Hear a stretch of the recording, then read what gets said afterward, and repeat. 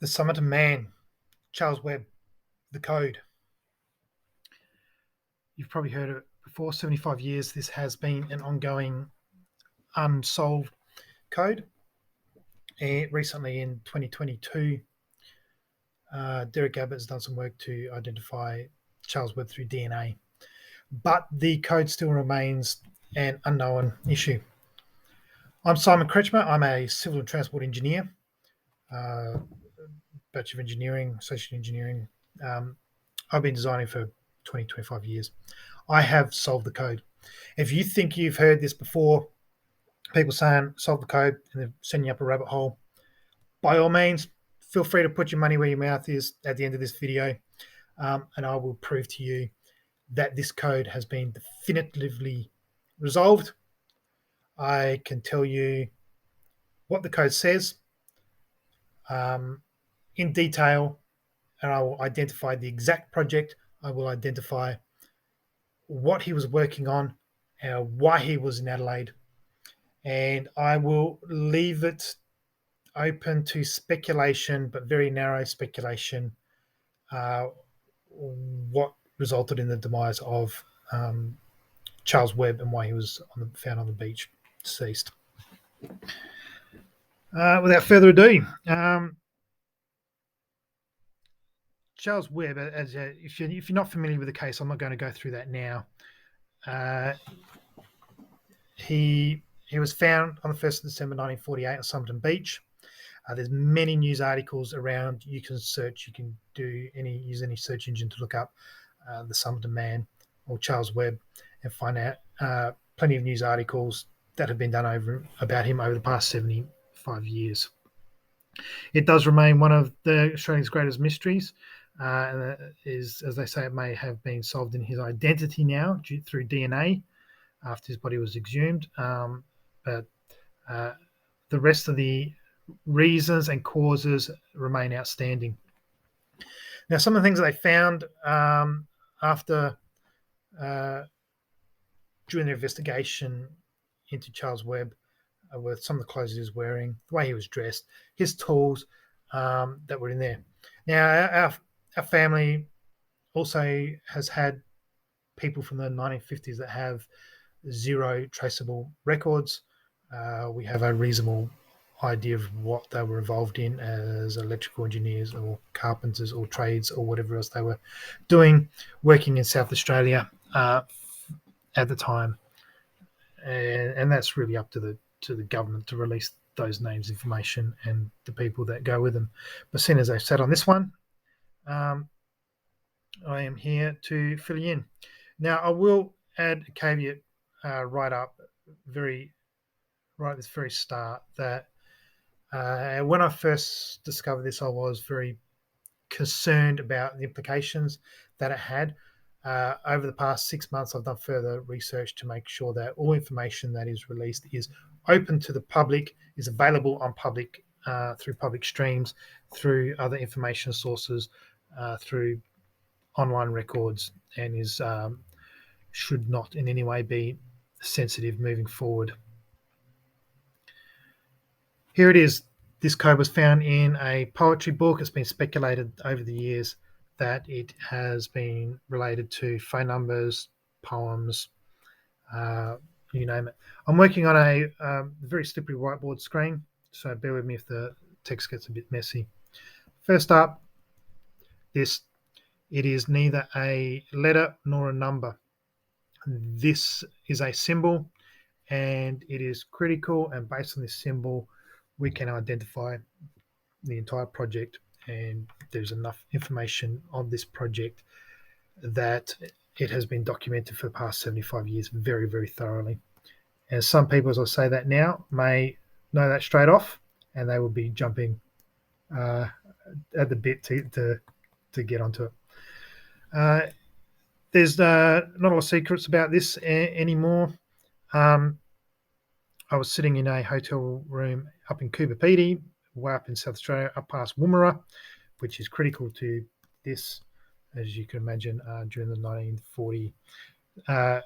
1940s, early 1950s. Woomera was critical to the state's weapons development program. While sitting in this hotel room, I had seen the news articles about the DNA research being done by Professor Derek Abbott at Adelaide University and his work on resolving the case. And I sat there, I thought, I'll have a look at this code. I stood back and looked at it and went, maybe it's a W warning, maybe it's a warning. Take a stab. Maybe it's weapons. Maybe it's nuclear weapons being around the 1940s or early 50s in South Australia. So I had a look at it, and I went, "Oh, well, let's start looking. Is it R for rocket? Guidance. Oh, is this pen going to work? Guidance. A B A B D. That looks like revisions. M L. Maybe that's missile launch. A origin. Maybe that's missile launch. A B origin. Looks like a revision. Maybe it's a revision. B origin. That's a bit weird. B origin. Maybe it's an AB. Maybe it's an A. Maybe it's an AB unit. Maybe it's an AB unit. Maybe it is a missile. And as I sat there, I went, maybe it is a missile. What would that be? Missile targeting. No, I don't want updates now. Missile targeting system.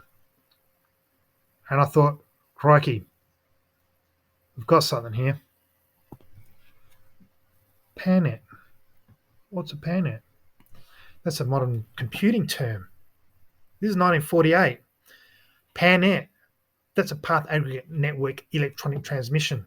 And I thought that was a P on the end, but I'll get to that later. A P for program. So network program. So rocket guidance of an AB defense, missile defense, weapons targeting, ballistic missile. And so I started playing around with it for a while. And as you can see, it started to make a bit of sense. And at this stage, I started to get a bit nervous that if that was a targeting system, that this here was potentially TT, the totem tests or Titan tests, which were nuclear weapons testing at the end of the 1940s. Now, I'm not right up with the history of the weapons development or tech, or wasn't at that time. And since I've done a huge amount of work, I started to get quite concerned that this was in fact a launch code or launch sequence for a intercontinental ballistic missile nuclear armed warhead. And so I actually spent a bit of time on that because I started to get very, very concerned very, very quickly. I'm just going to remove this because over the next days, I started to pick up other information out of it. I was like, is this a vertical line for a vertical launch? Is this a line for a launch? What are these A's and C's? And is this a defense or detonation? Blast initiation moment, P. Anyway, I did a lot of research, oddly enough, on rockets from the period. So I started looking at my history. And over the process of the next number of weeks and days, I worked out what the code was. And over the next months, even as I was looking at it 6 months on and trying to write this up, I realized there's even more to it which just fit in. At that stage, I'd actually been into the police. I realized that it was an active case at the time. The body had been exhumed from the cemetery, active with the coroner. I'd guess that this is missile launch A origin. rocket guidance origin for an A B unit with an A B deflection. Weapons target or timed blast initiation moment using a pannet, and then a missile launch code for the B unit from an origin. And I thought I couldn't quite work out what these were for a while. This is a quarter. I thought it was quarter. Mathematically, the term would be quadrant. And then having been in engineering, I looked at this and went, I reckon that's an arrow, so that's a quadrant rotation. Tangent trajectory or totem test missile targeting systems at the moment of separation for the targeting guidance of the AB unit. So that's where I went into, and I went into the police station at this stage. I went into the Port Augusta police station. I think it might have been a Friday morning. And I don't know if anybody out there, please write in the comments below, has ever walked into a police station on a Friday morning and tried to explain to them that you may in fact have a very sensitive government document relating to the potential launch of a intercontinental ballistic missile. I don't know if you've ever tried talking to a young police officer about nuclear weapons, missiles, or anything else like that. Needless to say, I think he was about ready to throw me out the door or into the chamber. There happened to be an older police officer there, sergeant. Beard with a little bit of grey on it, who overheard. You could see them look at each other, the sideways glance, got a bit nutter at the gate, and actually read it out to him what it was. And the older officer said, get him to write that down. So I proceeded to write out what this was. And I handed that to them. And I went away and I couldn't stop thinking about it. And now I can tell you much thoroughly, 6 months on, after a lot more investigation, as an engineer, this is a vector. This is a missile or module launch vector. This is a vector. Missile launch vector. This is an A origin. This is a B origin relative to A at an angle as a vector, and that angle is relative to the initial start point with quadrant rotation. So it started to form into a very mathematical thing. And I'm not going to get into all the nitty-gritty details of this one for this video. I may do some more where I actually explore some of these individual letters very in depth, because the way this is written is quite extraordinary. It is absolutely brilliant, the way it's been written out. Because it is vectors that we are dealing with, I can tell you now this is a tangent trajectory. It is not the totem test. It is not the totem test we've done at Woomera, late 40s and early 50s. But I can tell you that this technology did go on to be what is used to get man to the moon, what is used to nowadays launch intercontinental ballistic missiles. It is rocket guidance of an multi-stage missile AB unit and an AB with a deflection. And the pannet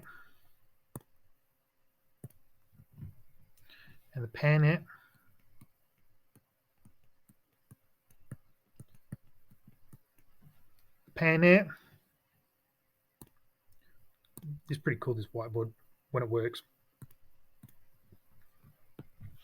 That pan there is a timed blast initiation moment through a electronic program for the separation of that unit before the completion of that vector. So before it gets to the full burnout, it needs to issue a command. This is in fact a graph, style graph that relates to sequential shutdown. I'm not going to get into that one here. There's some very technical bits and pieces to go with it. This is a dot pitch indicating it's a vector dot pitch. On the separation line, this is the angle, horizontal angle for the tangent trajectory. Very importantly, very critically, now we can probably stay with the orange, and then we'll go deep red. What we have is the blast initiation moment,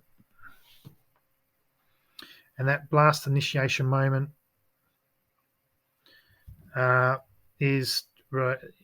relates to a whole bunch of separation lines, blast initiation movements, and rotational forces that apply within that missile at the moment of separation. So if you've been looking at this for the past 75 years, past 5 years, we'll watch some of the rubbish that people put online about it. If you've been one of these people that have been adamant that it's poetry, that this couldn't possibly have existed, I've run this past some people. Some people have been very, very excited by this. I've got to say, talking to other engineers is excellent. They get extremely excited. Some of them very much know their history, and they get into this and have been very brilliant to talk to. Some other people have been very, very rude, and that stuff didn't exist. There's no way you're just another fool on a bandwagon. If you're one of those people, by all means, put your money where your mouth is. So what does all this mean? And when I was in the police station, I actually drew this up for the young officer, which is hilarious. So I actually have the both of them here. Origin point. Origin. Point A. Blast initiation moment. Actually, you can do this too. This is from the vertical. This will be our rocket will fire up, go off, and turn into a missile at a moment of separation, just prior to the moment of separation or just after or something. I am not a rocket scientist. I am not going to pretend that this is a perfect interpretation, but I can tell you that from this we can identify the exact project that he was working on, why he was where he was, and really get quite into his cause of death, his unfortunate demise. So that's our angle, tangent trajectory. The very first initiation code will be a missile or module launch. Bear with me, this screen is very slippery. Module launch A0. And there are a lot of nuances in here, which like I said, I'm not going to go into. At the moment of separation, it needs its second command issued, A, B, origin with a rotational angle. And I kind of get why he's writing was rough. I suspect he was doing this under some duress. I'm just going to give me my green back. Let's change this to green so it looks nice, so it matches. Tangent trajectory. We've got our angle, so it's rotated that 90 degrees or quadrant through a quadrant. These are mathematical terms. This is written very mathematically. If you've done some vectors at school and all the rest, and I can go into detail of how vectors are supposed to be written, how they should be written. For the people that need to know that, they probably are already quite aware of this. So an initial rocket would take off. Give me another color. What have we got? Initially, a rocket would take off. Wiggle, wiggle, wiggle. And for those that know what this is, by all means, join a discussion online down in the comments, because I can tell you I've spent 6 months. I can tell you where this eventuates. That rocket goes up at the blast moment. At the blast moment, the main unit falls to Earth, and the missile goes off. We need to remember is this is 1948, and these things didn't exist until about 1952, which is very important information. So a PANNet is issued. PANNet command is in this module, and the rocket guidance goes off into oblivion.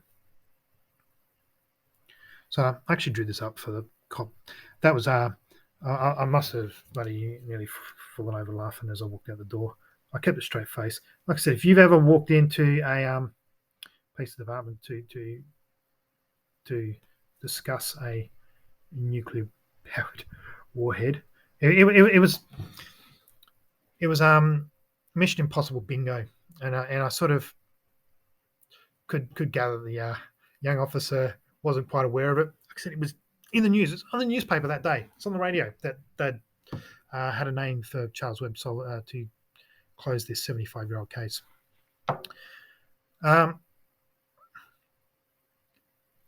It was very entertaining to see the lack of awareness. I started saying things like nuclear weapons, intercontinental ballistic missiles, probably the foundation of black ops operations and the height of spying. And you know what? I started with a straight face because I absolutely knew that this is a multi-stage rocket on the first ever, the first ever in the world that we know of. And that is absolutely critical.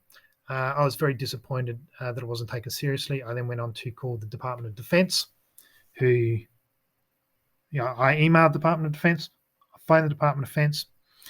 I messaged other people involved with the Somerton code. I have heard back from no one. I phoned the RSL to say I think that the Somerton man was involved in the defence and is a defence member. I went back into the police station after trying to talk to the Defence, Australian Defence Department.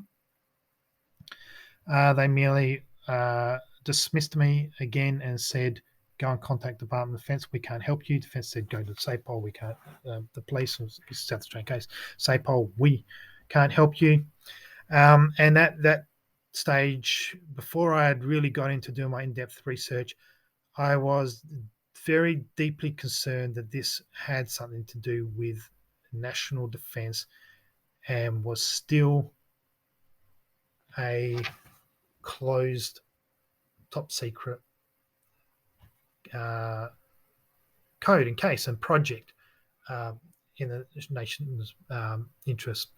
Like I said, having moved forward, I have researched this online. The information is publicly available. And this is where a lot of people, if you are still going, maybe, nah, well, guess what? It's not a joke how rocket is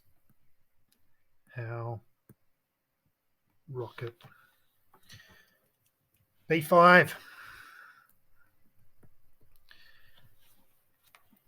The sequential shutdown of multiple engines avoids excessive peaks. So I just want to take you back to this code again.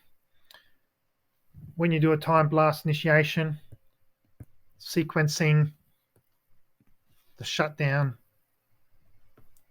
is critical to the rocket success, and to avoid certain forces, we then start talking about forces.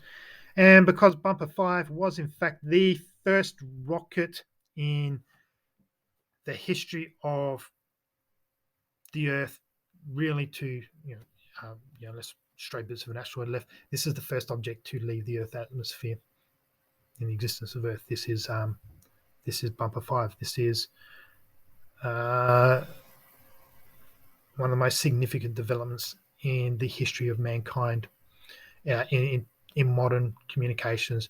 It is because of this rocket that we now have computers, satellites, GPS.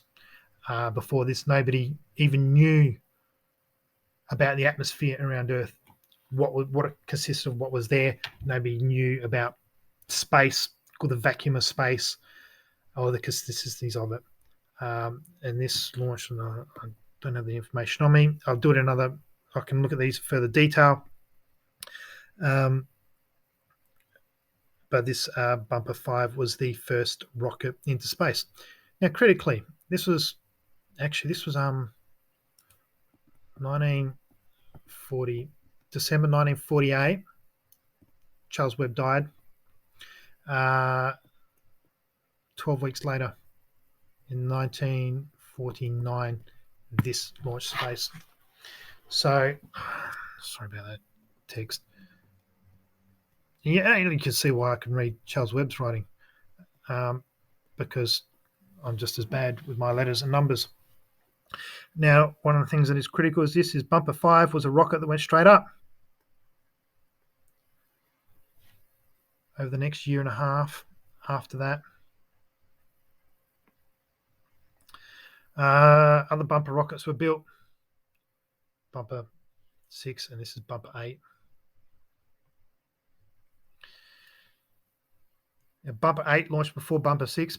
Bumper 8 was the first multi-stage guided missile to launch. Bumper 7 had a fuel leak. They launched Bumper 8 instead. Bumper 6 was launched in between, and it had a failure at the point of separation and didn't achieve its full flight. Interesting enough, if I were to guess, I came very to the point that I was aware that we were at on this Bumper project, that this was Bumper 7, between Bumper 5, Bumper 7 and Bumper 8. If I were to actually look at this again, I can now see this was 6. And having said that, the 6 led to the 7 and 8. That was all part of the same program. Who is this man? Well, right at the very start, before I did my research, I had already drawn a graph, put my X on it. This man is Werner von Braun, the Nazi SS rocket inventor, acquired by the Americans under Operation Paperclip.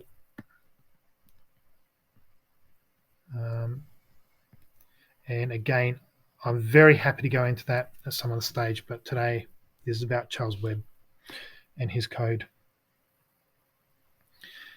One of the things that had come up about Charles Webb was his calf structure. They said maybe he was a ballerina or ballroom dancing, or whatever it was they got in. The speculation about poetry. Well, I can tell you now that on a rocket, the guidance systems and electrical systems are up here. And to get up there, they're going up this ladder. And when they're measuring stuff, they're here. One hiccup. So on these rockets, the technicians were up and down. So there's a very strong indication that Charles Webb was in fact involved technically on these rockets. For him to have a code with such a specific reference is very interesting and fascinating. So these were recorded quite well in depth. So at this point, I do get quite smug that I had been into police stations to inform them of this. I'd called up the defence. I'd called up, like I said, the university, the ABC, SBS, 60 Minutes, 9, 7, you name it, the advertiser. Let them all know that this code of 75 years had been resolved, and not one person bothered to contact me. So be it. This is the Bumper 7 rocket. That was the one that I thought, this is the first one that was supposed to be a missile. Under that, you can actually see the W's actually underneath the wrapping there. A fascinating piece of machinery. So what do we get next is that he was in Adelaide, CBD of Adelaide. But why? Why? Well, what's this stuff got to do with Australia? Why was this electrician, this electrical technical officer, whatever he has been portrayed as, in America, but why was he in Adelaide? Why was he? Why did he have bus tickets? And what was he doing? Well, I was very fortunate to find a news article by ABC as recently as 2017. Australia's Nazi rockets, how German V2 flying bombs made their way down under. V2 attracts crowds wherever they went, including at the Malala Air Show. This is in South Australia. This, from the same news article, it seems to have some material stolen from it. One of the purpose was to raise public interest. In 1948, remember Charles Webb died in 1948. The media was invited to view the more complete V2 at Salisbury, that is Salisbury, South Australia, the outskirts of Adelaide at the time. Quite a lovely place now, where scientists had been inspecting it for design clues. That work was part of efforts to develop local rocket program for defence. The project also included and there's plenty of articles on this. Now, upon looking at these photos, this is potentially leaking hydraulic fluids or rocket fuels or whatever else. Now, there is some speculation that Charles was poisoned. It's also possible that he was exposed to whatever else. Now, what you need to notice about this is there's railway lines through here. This rocket actually came in via Outer Harbour. And so we have an electrical technician specialising in the first ever rocket into space, the first ever multi-stage guided ballistic missile, the technology that put man on the moon, the technology that still sits underneath nuclear armed intercontinental ballistic missiles. That is the code. It is there. This is the Australian research. This is the British who were doing this. So Charles Webb showed up from Salisbury train station to Adelaide train station. And these are courtesy of the History Trust of South Australia, Adelaide History, and thank you to the South Australian Railway Facebook page, Railway Enthusiasts. Come on, let's just hang in there for a bit. So his mode of getting around between Outer Harbour, between Salisbury, between the CBD, to other places up and down South Australia was via the railway line. I could speculate here who had the most to gain from assassinating Charles Webb, because the coroner report, which has been available, has indicated that if it wasn't for the witness statements, he said they thought they might have found him on the beach. If it wasn't for the witness statements, he felt that he had received a very heavy dose of poison and been dropped off on site. And that seems to correlate much better with a person who had information pertaining to, at the time, Black Ops. Why the government has never come forward to claim Charles Webb is, for the government to explain now, and the Defense Department. This is one of the images which is going around of Charles Webb. So I do not believe that Charles Webb killed himself. I am of the opinion that the whole family relationship that he had was a cover for his work. He downplayed his role as a technician, and hence he had high tastes, but it is smokes of a higher brand in lower packets. His understanding of rockets, it would have been in Australia's interests for him to continue on his work. That information has come from the American rocket program, or the Nazi rocket program, and would have benefited the British rocket program. They were not cooperating at the time on nuclear tests or rocket development. The British or Americans developed theirs separately. I do not believe it was in Russia's interest to knock him off.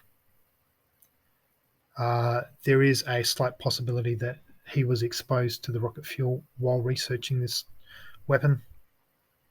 But beyond here, I think it's open to discussions and online forums and intellectual research to further prove Charles Webb to be the national hero that I suspect he really is. This rocket, I will just go back. Apparently, this story was about the restoration of this rocket in 2017 and its placement in the National War Memorial Museum in Canberra. And I think it's time that Charles Webb story was matched to it. Feel free to comment below. Keep it, of a reasonable level. Technical engineering. Happy to hear your speculation. Happy to hear your feedback if it's constructive. Look, if you've got stories about walking into police stations with military grade weapons, nuclear weapons, espionage, dead bodies, exhumed bodies, front page missing unidentified person cases, unsolved mysteries, by all means, I'd love to read about them in the comments below. So thank you for taking your time to watch this. I really appreciate it.